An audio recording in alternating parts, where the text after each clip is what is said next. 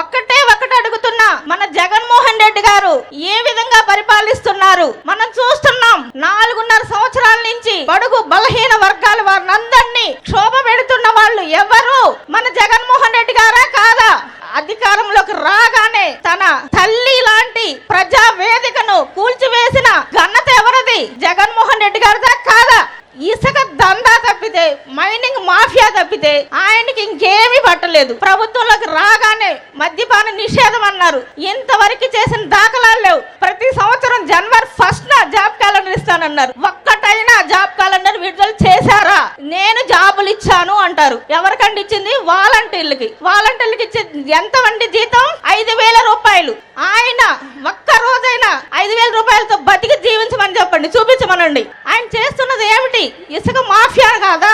ఇప్పటి వరకు ధరలు పెంచి ఇసుక దొరకకుండా చేసి కార్మికులను, భవన నిర్మాణ కార్మికులను ఆర్తనాదాలు, ఆత్మహత్యలకు కారణం కాదా జగన్మోహన్ రెడ్డి? నిన్ను అడుగుతున్నాను, మహిళలంటే చులకన? మన తెలుగుదేశం పార్టీ మహిళలకు ఎంత గౌరవిస్తుందో మీ అందరికి తెలుసు. ఇప్పటి వరకు తెలుగుదేశం పార్టీ తరపు నుంచి ఎంత మంది నాయకులు గాని, ప్రతి ఒక్క డ్వాక్రా గ్రూపుల ద్వారా గాని ఎవరైనా గాని లబ్ధి పొందారా లేదా అని చెప్పి మన అందరూ మనస్సాక్షికి తెలియాల్సిన పరిస్థితి ఉంది. మనం రాబో కాలంలో 24లో తెలుగుదేశం పార్టీని గెలిపించుకుంటేనే మన భవిష్యత్తు ఉందని చెప్పేసి మనం ఆలోచించాల్సిన పరిస్థితి ఉంది. ఒక్క పొరపాటు చేసి రాష్ట్రంలో యువతని బాధించిన వాళ్ళు ఎవరు అంటే జగన్మోహన్ రెడ్డి కాదా? పక్కన రాష్ట్రాలకు వెళ్లాల్సిన అవసరమే ఉంది.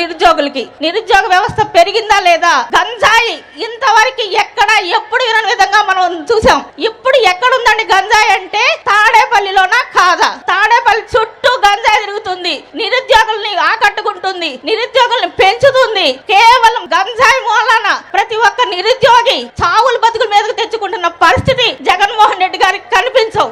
ఆ ఇంటెదురు తాడేపల్లిలో ఒక అమ్మాయిని, అందురాల్ని తాగి గంజాయి మత్తులో ఉండి చంపేస్తే